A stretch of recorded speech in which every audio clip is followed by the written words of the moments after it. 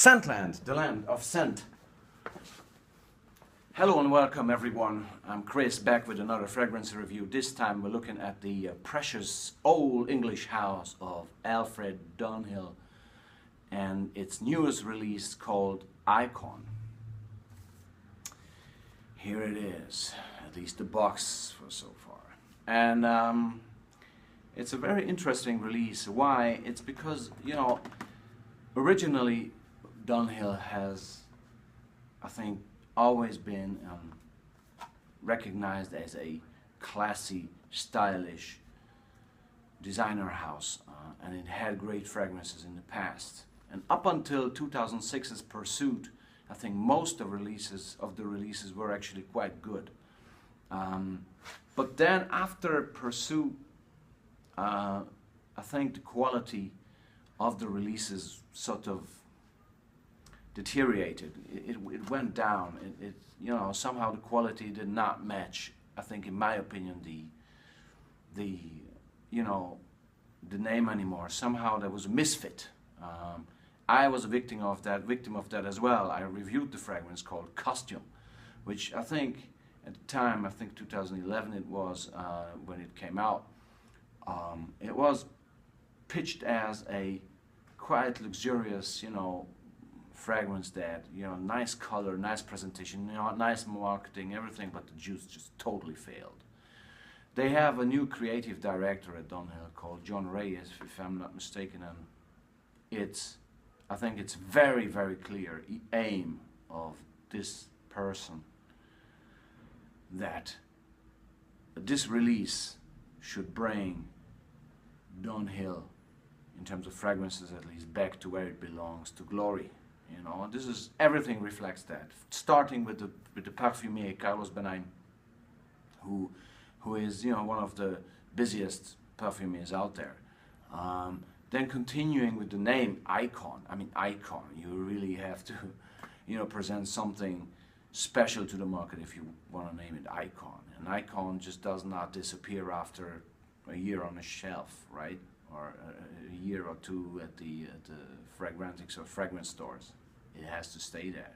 So you have to make sure you create something that actually will stay there, and you don't make a fool of yourself by bringing something onto the market called Icon and then it's disappearing, right?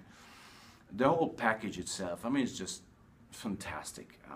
Really, Annie Leibovitz has shot the marketing part, I mean the campaign, and there we have the bottle. I mean, I think with this bottle you could work out in the gym, right? It's so heavy. It is extreme. It's 100 ml eau de parfum, and it's fantastic. It really is this heavy, this sort of, you know, metal stuff. It's great to touch, great to. It's like you could work out with this in the gym. It's so heavy. Cap is very nice, heavy again, and sprayer, fantastic. It's very generous, very nice.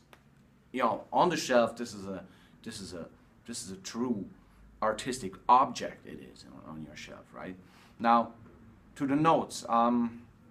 It's a aromatic woody category, but the things that play here very well are narrowly absolute, which give it a freshness, maybe a bit of bergamot in there as well.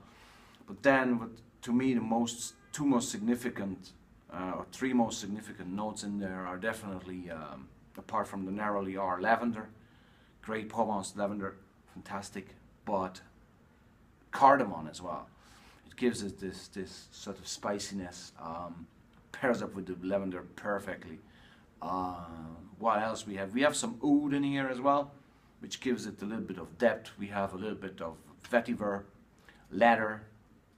It has an all-around smokiness right from the start to me. Even there is this narrowly thing going on, which is clearly there, narrowly absolute, keeping it fresh, right? But the whole balance is just perfectly done. I mean, it's perfectly done.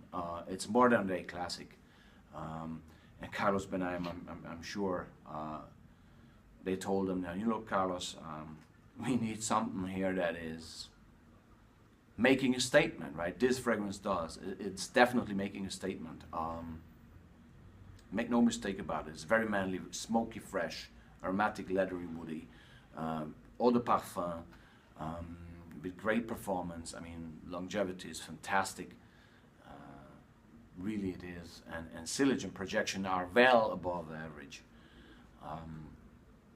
I got this from my friend John from Florida, and I appreciate it a lot because it's, I think, you know, it's a modern day classic. It's very modern. It has a classy feel to it, but it's modern. It really, really is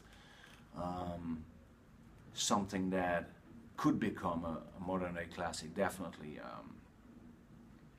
Regarding the comments, I got people who don't like lavender, right? Maybe would say this is not right down my alley, or people who don't like classy modern fragrances, like rather the old sort of Dunhill. That those might say, well, it's nice, but it's classy but too modern. In my opinion, it's for this day and age in 2015. It's one of the best releases of the year. Maybe even better than Carolina Herrera Privé. I actually think it is better. So I had reviewed Carolina Herrera's Privé before. I think Dunhill beats Carolina this time. I'm so sorry. Occasion, signature scent, great. Professional scent, Mark. Nighttime, yeah, baby. Daytime, yeah. Age, easy, even a guy in his 20s can wear this, although it's a more mature, sort of classy type of scent, but it's so modern that, you know, these days, you know, if the guy has the balls, you know, he can easily wear this in his early 20s even. Although it's probably more aimed towards the 25, 30 and up. An old man like me, I can wear this without any hesitation whatsoever, and I will. What else do we have to look at? I think Dunhill totally achieved what they wanted. John Ray is a happy man, I think, because I'm sure that this is selling well. The price is quite high up there, but it totally is fine, because the price versus quality ratio with this baby is good. You really get a nice object, great scent from a great nose, with great presentation as it's obvious, and the performance is not going to let you down. You're going to get good comments, and you're going to feel sort of special. It's a very much stylish and, I think, sexy, manly, and you know, sort of uplifting, confidence creating fragrance. And why have I chosen this location here? It's because I think it's a very urban fragrance. It's a very urban fragrance. It's not, although the ingredients don't smell synthetic at all, the lavender comes across as very nice, very natural as well. The other ingredients as well, it's very well done and not synthetic, in my opinion, at all. It's a nice mix. It's not a natural smell that you would smell somewhere around, but as a composition, it comes to you as a, you know, naturally nice. Nothing forced though. Nothing forced. Nothing synthetic like with other releases. I won't name them now, but it's definitely an urban scent. This is to me, it's for the urban guy. You know, the city man, the guy who after work goes into the pub or whatever. You know. But it's not your country house type of scent, in my opinion, right? This is again, or, you know, this, I can imagine this in a nice furnished old house where, you know, there's a young person living in this old house, maybe a young millionaire. It really gives you that sort of feeling, and I can only applaud Carlos Benaim, John Ray, and the House of Dunhill, which has let me down recently with Custom, and maybe one or two others that I remember. 51.3 was the fragrance name, I think. Again, very synthetic. Was not good recently, and I was sad because Dunhill is a good brand, right? I think they're in a very good way to put this, at least in terms of fragrances, put this back where Dunhill belongs, and they, I'm sure, in cooperation with Carlos Benaim, created an aromatic, woody, leathery spicy, narrowly lavender, cardamom, oud heavy icon.